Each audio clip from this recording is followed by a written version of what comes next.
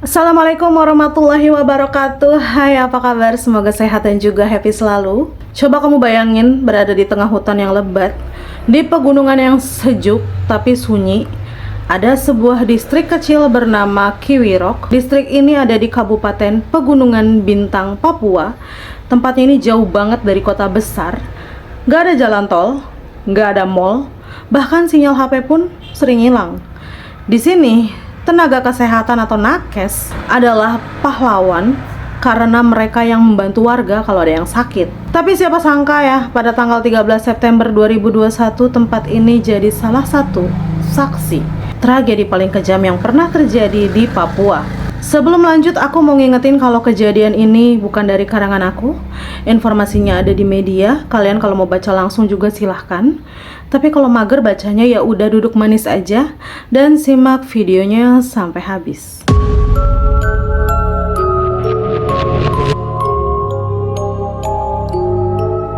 Kiwirok ini bukan seperti kota yang ramai ya, yang sudah aku bilang di awal. Kamu kalau mau ke sana itu harus naik pesawat kecil lalu lanjut jalan kaki berjam-jam bahkan berhari-hari. Rumah warga di sana sederhana, listrik pun terbatas. Di sini ada satu puskesmas kecil yang jadi andalan semua orang di sana.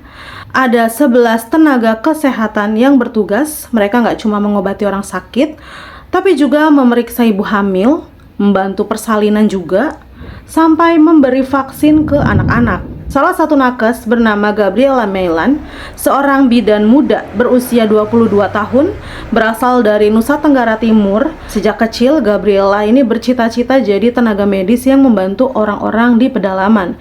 Bahkan ketika teman-teman sebayanya ini memilih kota yang besar, Gabriela justru mendaftar untuk ditempatkan di daerah yang jauh dan terpencil. Bagi saya, melayani di pedalaman itu panggilan hati, kata Gabriela kepada ibunya sebelum berangkat tugas. Gabriela dikenal adalah sosok yang ceria dan juga penyayang.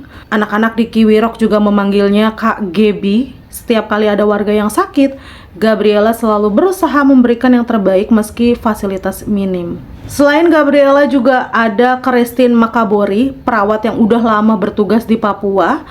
Kayak ia seperti kakak sekaligus pelindung bagi tenaga kesehatan muda lainnya di sana. Mereka semua seperti keluarga di tengah kesepian Kiwirok. Selain mereka, ada beberapa nakes lain seperti dokter, bidan, perawat yang ikut bertugas juga di sana. Mereka bekerja dengan fasilitas yang terbatas, tapi tetap berusaha memberikan pelayanan terbaik. The best banget ini sih. Pada tanggal 13 September 2021, pagi itu awalnya biasa aja. Aktivitas berjalan kayak biasa, gak ada yang aneh. Kala itu para nakes ya di puskesmas ini sedang menata obat-obatan. Ada juga yang lagi meriksa pasien, ada yang menyiapkan vaksin. Pokoknya berjalan seperti biasalah. Yang mereka nggak tahu kalau dari kejauhan kelompok kriminal bersenjata atau KKB, pimpinan Lamek Taplo, sedang bergerak mendekat dengan senjata di tangan. Tiba-tiba, dor, tembakan pertama terdengar. Serangan ini awalnya itu ke pos keamanan TNI Polri di Kiwirok. Seketika kontak tembak pun pecah. Warga pun panik berhamburan, berlari mencari tempat aman. Setelah menyerang pos aparat, KKB bergerak menuju puskesmas. Para tenaga kesehatan ketakutan. Mereka tahu kalau kelompok ini dikenal brutal. Ada yang langsung lari ke hutan, ada yang sembunyi di belakang gedung. Tapi KKB menemukan mereka satu persatu. Salah satu nakes yaitu Gabriela Meilan, perawat muda yang baru beberapa tahun bertugas di Papua, ini mencoba melarikan diri. Namun sayangnya, ia tertangkap. Menurut kesaksian korban yang selamat, Gabriela ini dipukul, diseret, dan akhirnya didorong ke jurang sedalam puluhan meter. Bukan hanya Gabriela, nakes lain juga mengalami nasib buruk. Ada yang dipukul, ditendang, bahkan ditikam. Sebagian berhasil kabur walaupun luka-luka. Bukan cuma menyerang orang, KKB juga membakar gedung puskesmas, rumah guru, dan fasilitas umum lainnya. Api besar melalap semua bangunan, dan dalam hitungan jam, Kiwirok yang tadinya tenang berubah jadi lautan api dan ketakutan. Bayangin rasanya. Tempat satu-satunya untuk berobat dibakar habis. Warga jadi kehilangan akses kesehatan. Guru pun gak bisa ngajar karena sekolah juga ikut dibakar. Setelah mereda ya, sore itu aparat berusaha mengevakuasi korban. Tapi Kiwirok ini bukan tempat yang gampang dijangkau. Jalur darat penuh hutan dan juga jurang. Sedangkan helikopter harus terbang hati-hati karena ancaman tembakan dari KKB. Akhirnya evakuasi dilakukan lewat udara. Ya, korban yang selamat diangkat ke helikopter dengan peralatan seadanya. Ada yang harus ditandu naik bukit dulu sebelum bisa naik ke helikopter untuk diterbangkan. Tapi di sini Gabriela tidak ditemukan. Dan selang beberapa hari kemudian, tim gabungan menemukan jasad Gabriela Meilan di dasar jurang. Momen ini bikin banyak orang nangis. Bukan hanya keluarganya ya, tapi juga masyarakat luas. Karena Gabriela dikenal sebagai perawat yang tulus dan selalu membantu siapa saja.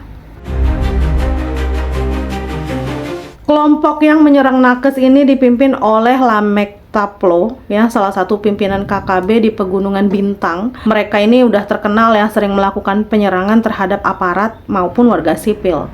Motifnya, mereka ingin menunjukkan kekuatan dan mengusir apapun yang mereka anggap milik pemerintah, termasuk nakes yang sebenarnya hanya bertugas menyelamatkan nyawa. Udah nggak ada hubungannya nih sama eksistensinya lu gitu. Tugas dia itu cuma nyembuhin orang sakit. Udah gitu doang. Setelah kejadian itu ya, Kiwirok jadi sunyi. Banyak warga memilih mengungsi ke tempat lain. Puskesmas juga rusak, layanan kesehatan lumpuh. Tenaga kesehatan yang selamat mengalami trauma berat. Ya bayangin aja, mereka cuma ingin membantu orang sakit tapi malah disiksa dan diburu. Pemerintah akhirnya mengirim bantuan medis dan membangun kembali fasilitas yang hancur. Tapi butuh waktu lama. Selain itu keamanan harus diperketat karena ancaman KKB masih ada. TNI Polri tidak tinggal diam. Mereka melakukan pengejaran besar-besaran terhadap Lamek Taplo dan juga anggotanya. Beberapa kali terjadi kontak tembak setelah penyerangan Kiwirok. Beberapa anggota KKB dilaporkan tewas, tapi Lamek Taplo sempat lama buron. Hingga kini operasi keamanan masih dilakukan di wilayah Pegunungan Bintang untuk mencegah kejadian serupa. Tragedi Kiwirok ini meninggalkan luka yang mendalam. Banyak yang bertanya ya, kenapa nakes yang harus jadi korban? Bukankah mereka adalah orang-orang yang membantu masyarakat? Ya, jawabannya sederhana. Teror nggak mengenal siapa yang ada di depan mereka. Penyerangan ini jadi pengingat betapa beratnya tugas para tenaga kesehatan di daerah konflik.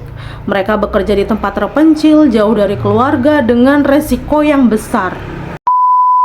Kisah Kiwirok ini bukan sekedar angka atau berita di TV. Ada nyawa, ada mimpi, dan ada pengabdian yang terhenti di sana. Semoga kita bisa menghargai setiap tenaga kesehatan yang rela mengorbankan kenyamanan demi menolong orang lain. Dan semoga Papua bisa lebih damai supaya tragedi seperti ini nggak terulang lagi. Terima kasih sudah nonton. Sampai ketemu di video-video selanjutnya dan Assalamualaikum warahmatullahi wabarakatuh. Bye.